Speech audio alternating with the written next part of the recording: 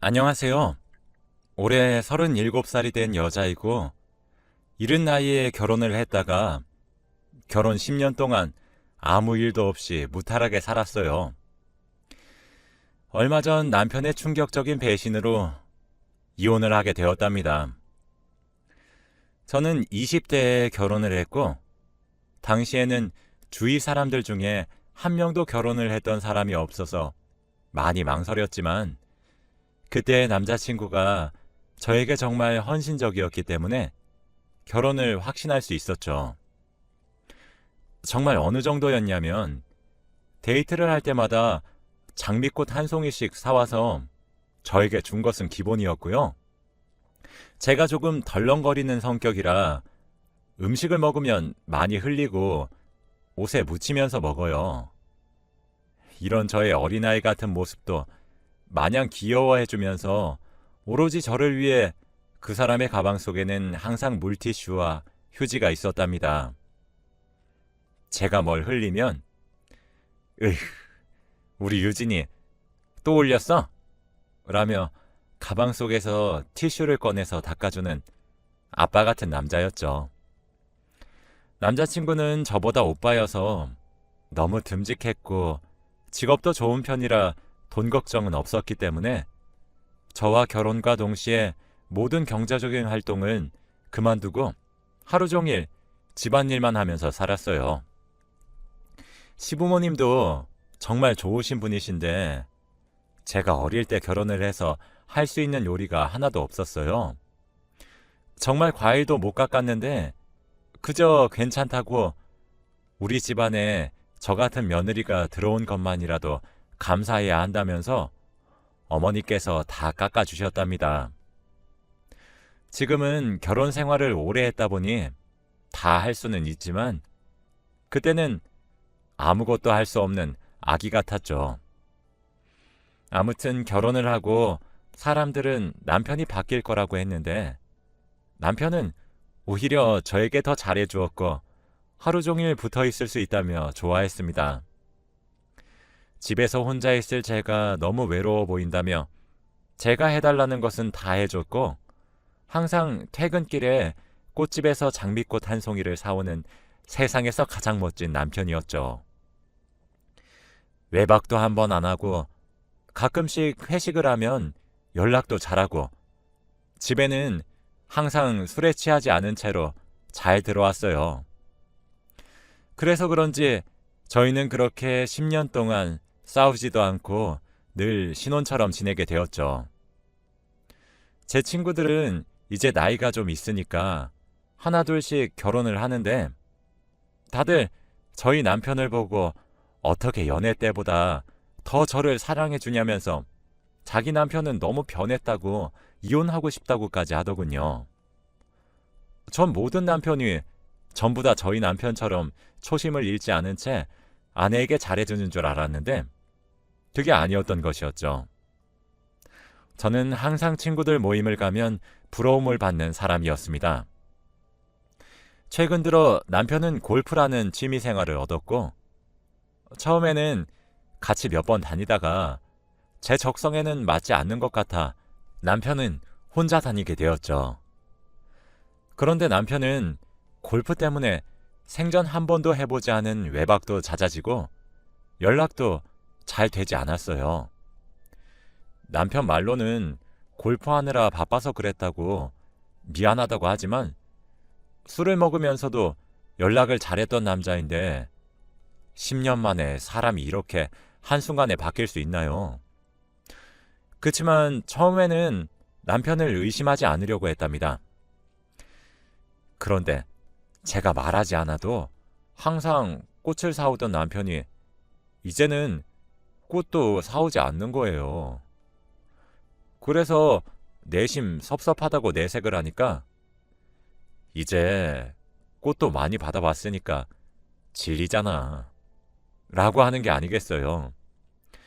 무려 10년을 넘게 받았었는데 저는 단 한순간도 질려했던 적이 없었습니다. 그런데 카드 회사에서 날아온 명세서에는 꽃집에서 결제를 했던 흔적이 있었죠. 분명 저 말고 다른 여자에게 꽃을 사주는 게 분명했습니다. 그때까지는 아직 확실한 증거도 없고 남편을 믿었기 때문에 평소와 다름없이 집안일을 하고 있었죠. 그런데 그때 제 휴대전화로 문자 한 통이 왔고 문자의 내용은 충격적이었습니다.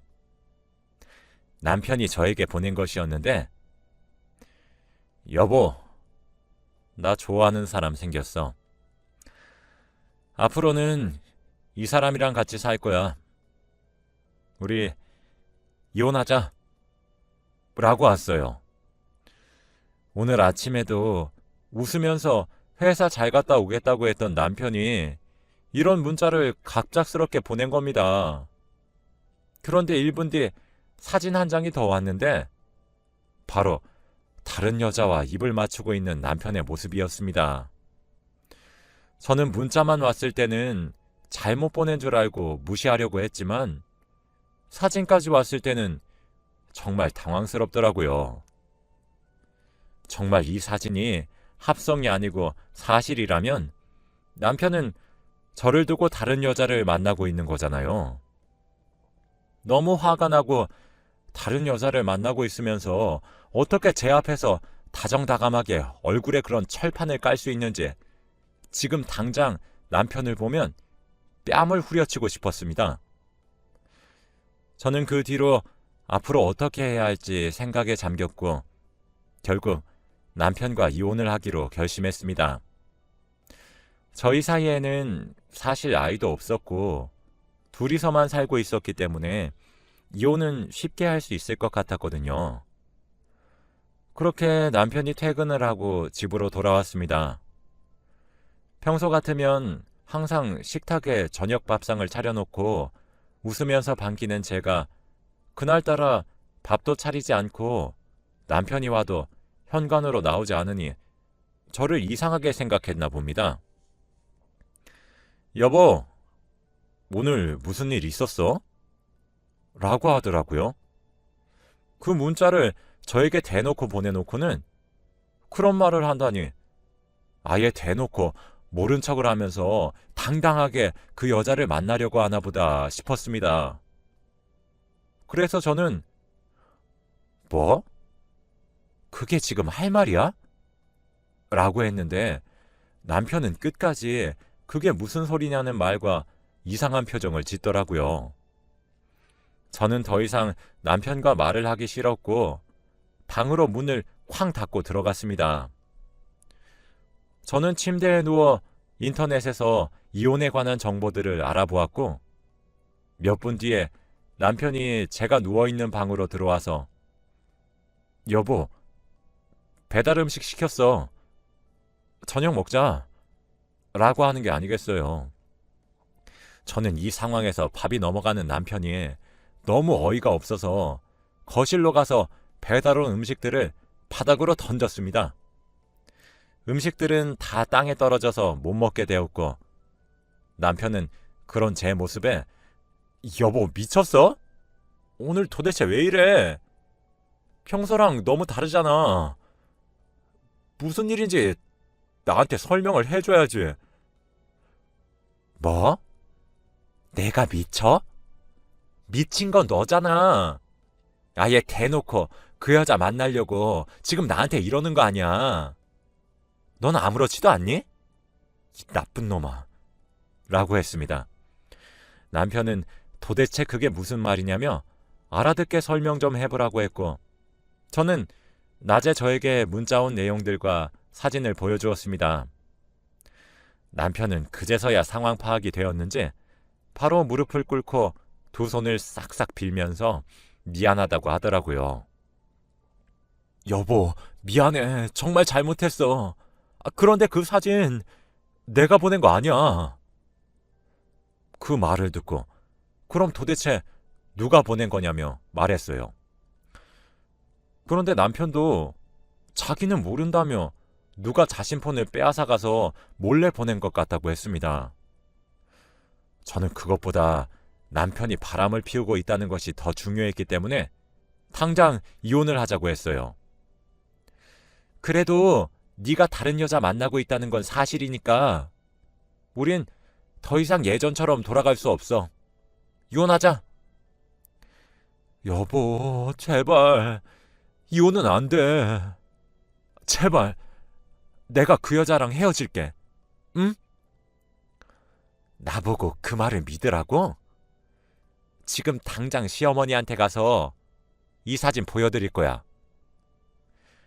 남편과 그 여자는 만난 지 아직 3개월밖에 되지 않았다고 해요. 남편도 단순한 호기심으로 만남을 가졌는데 이렇게까지 깊은 관계가 될 줄은 몰랐답니다.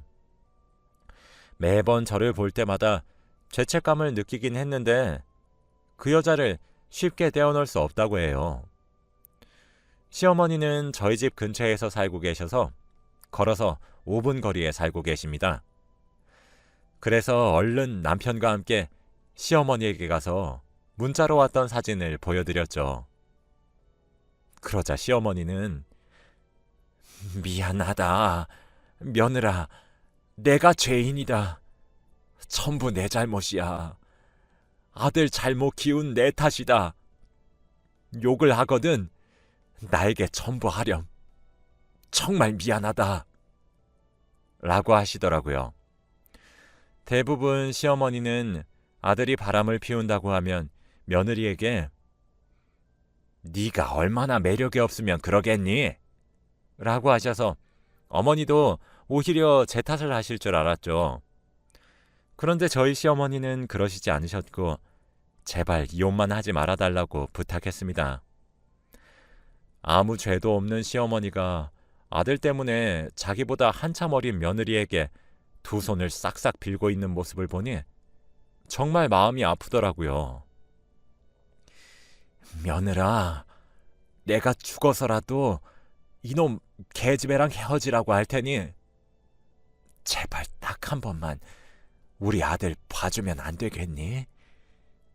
내가 하라는 거 다 할게.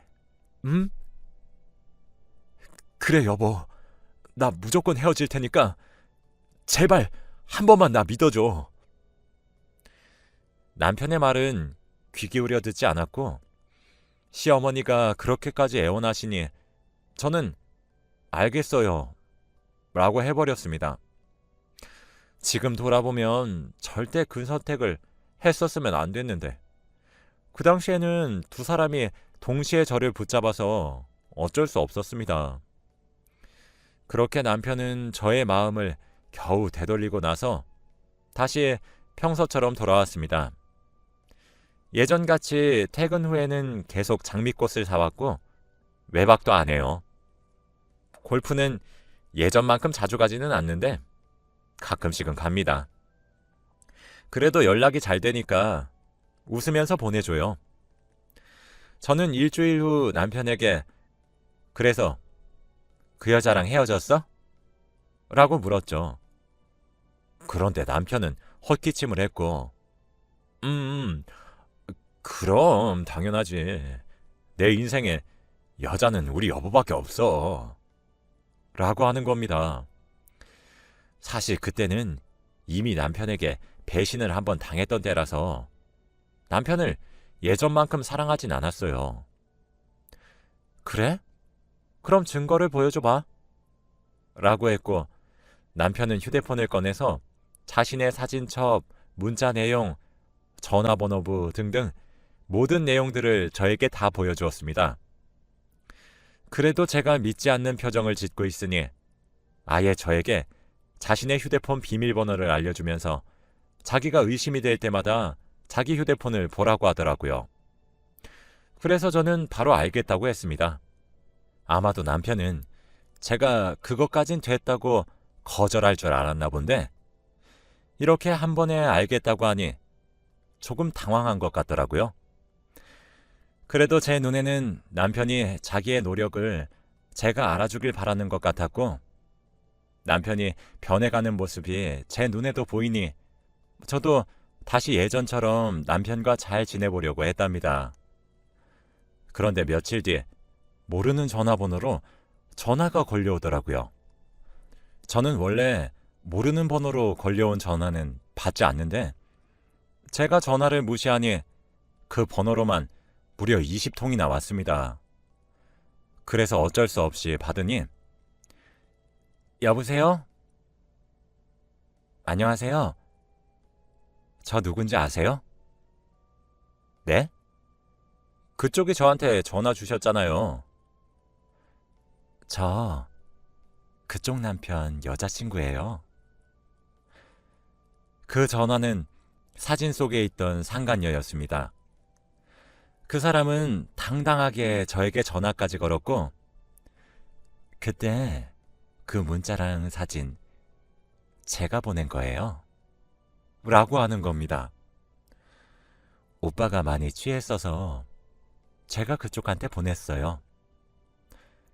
근데요? 근데요라뇨. 제가 지금 당신 남편이 만나는 여자라고 하는데 놀라지도 않으시네요? 근데 지금은 헤어졌다고 했는데요? 네? 무슨 소리세요? 오빠 지금 저희 집에서 씻고 있는데. 저는 정말 어이가 없었죠. 남편은 골프를 하러 간다고 했는데 헤어졌다는 그 여자 집에서 샤워를 하고 있었습니다. 그러면 지금까지 저에게 골프를 하러 갔다고 했던 건 다 거짓말이었던 것이죠. 그 여자는 전화를 툭 끊었고 남편은 그날 저에게 말도 없이 외박을 했습니다. 도저히 참을 수 없는 분노에 다음날 해가 뜨자마자 그 여자에게 상간녀 소송을 걸었어요. 당연히 변호사도 선임했고 사진과 문자 그리고 통화 내용까지 다 증거물이 있었기 때문에 쉽게 소송을 진행할 수 있었죠. 소송을 하면서 그 여자의 얼굴을 보았는데 그 여자는 20대고 얼굴도 정말 예뻤고 몸매도 정말 좋더라고요. 30대 후반인 저는 조금 자존심이 상했습니다. 아무튼 저는 그 여자에게 위자료를 굉장히 많이 청구했는데도 그 여자는 아무 말 하지 않고 순순히 위자료를 지불하겠다고 하더라고요. 무려 2천만 원이나 됐는데 말입니다. 그리고 남편과 이혼을 하면 그 여자와 둘이서 행복하게 잘 살 것 같아서 이혼을 미루고 있었어요. 이혼을 하지 않으면 법적으로 남편의 보호자가 제가 되기 때문에 그 여자는 사람들 앞에서 당당해질 수 없게 되거든요. 아무튼 2천만 원을 상간녀에게 청구했는데 다음날 바로 돈을 입금하는 게 아니겠어요. 저는 그것을 보고 법이 무섭긴 무서웠나 보네 하며 비웃었습니다.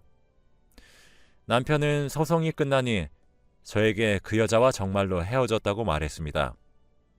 그치만 돈도 없는 여자가 어떻게 그렇게 큰 액수의 돈을 한 번에 보낼 수 있었는지 조금 찝찝해서 남편이 저번에 알려준 자신의 휴대폰 비밀번호로 열고 내용을 뒤졌습니다. 그런데 아무런 증거는 없었고 남편은 정말로 그 여자와 헤어진 것 같더라고요. 남편의 휴대폰에 저장된 그 여자의 전화번호와 사진들이 모두 삭제되어 있길래 저는 드디어 남편이 변했구나 싶어 마지막으로 문자 메시지를 확인해 보았더니 역시 없더라고요. 그런데 제일 밑으로 내려서 보니 저장도 되어 있지 않는 번호랑 문자를 나누었는데 그 내용을 보고 정말 충격을 받았습니다. 남편이 문자를 나눈 사람은 상간녀였고 이름이 저장되어 있으면 제가 의심할까봐 전화번호를 저장도 하지 않은 채 문자를 나누었더라고요. 그런데 더 충격적인 것은 상간녀가 저에게 2천만 원을 보내주기 전날 남편이 그 여자에게 2천만 원을 이체한 내용의 문자가 있었어요.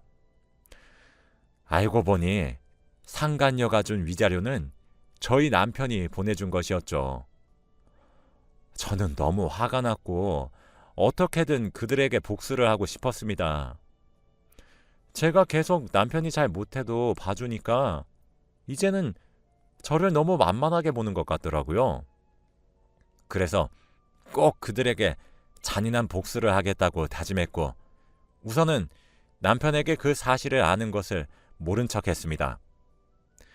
흥신소에 연락을 해서 남편과 상간녀에 뒷조사를 해달라고 요청했고, 결국 남편이 상간녀에게 보내준 그 2천만 원이 어디서 나왔는지 알게 되었습니다. 남편의 월급으로는 절대 2천만 원을 한 번에 만들지 못하거든요. 월급이 들어오면 바로 제 통장으로 들어오기 때문에 확인할 수 있었죠.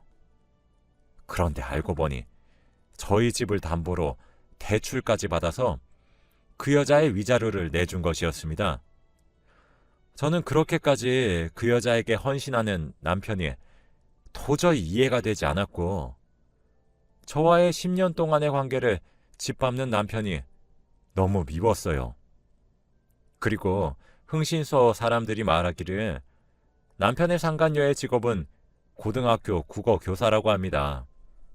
그러면 나름 옳고 그름을 판별할 수 있는 사람일 텐데 이렇게 불륜을 저지르다니요. 저는 꼭 그 여자에게 복수를 하기 위해 우선 교육청에 전화를 했고 문의를 드렸습니다.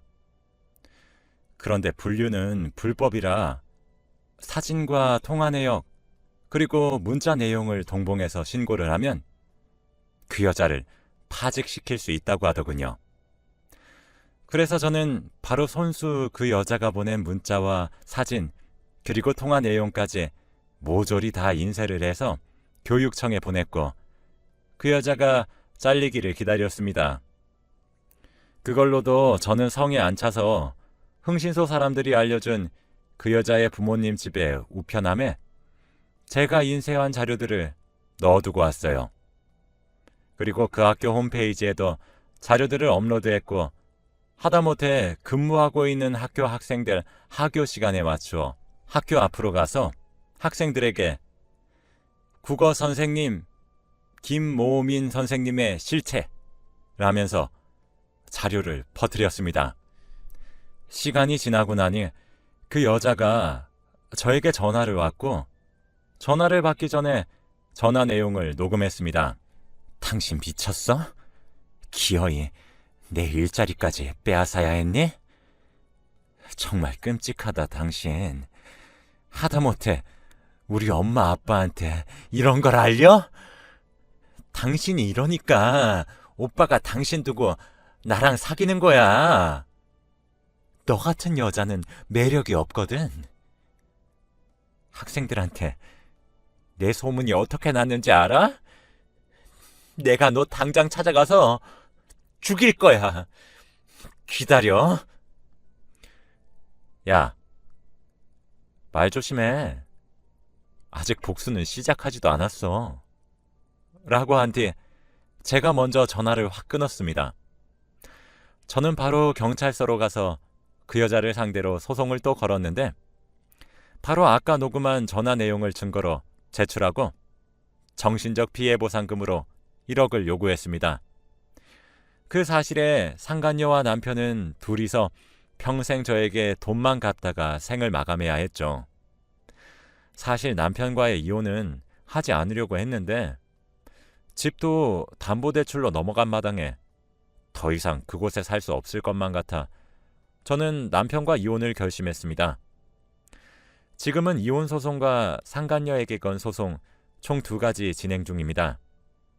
이혼은 무조건 위자료를 많이 청구할 예정이고, 정신적 피해 보상금도 다 받을 거예요. 이렇게 복수를 하고 나니 조금 후련한 것 같습니다. 정말 10년 동안 한결같은 사람이었는데 이렇게 한순간에 저는 버려졌네요. 사람 안 변한다는 말은 다 거짓말인가 봅니다. 이제 오로지 제 자신만 믿으려고요.